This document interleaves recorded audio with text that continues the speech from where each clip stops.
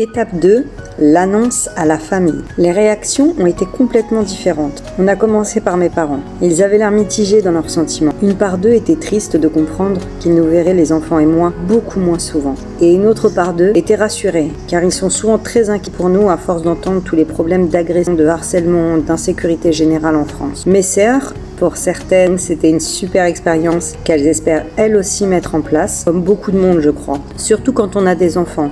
Et pour les autres, il y avait plus d'appréhension et de tristesse, surtout par rapport à mes enfants. Pour le reste de ma famille, comme d'habitude, je suis l'extraterrestre de la famille, qui ne suit jamais les normes. Cette décision a suscité pas mal de questions et beaucoup d'encouragement à la réussite dans mes projets. C'est le principal. Le plus dur pour nous a été de quitter ma petite nièce de 2 ans, avec qui on passait énormément de temps et avec qui on avait créé une grande complicité, beaucoup d'amour. On est toujours impatient de rentrer en France pour la voir et elle aussi on voit bien qu'on lui a manqué et qu'elle est contente de nous voir. D'ailleurs, c'est un point important à prendre en compte dans ce type de projet, le manque de la famille. Même avec les appels en visio, ce n'est pas du tout pareil.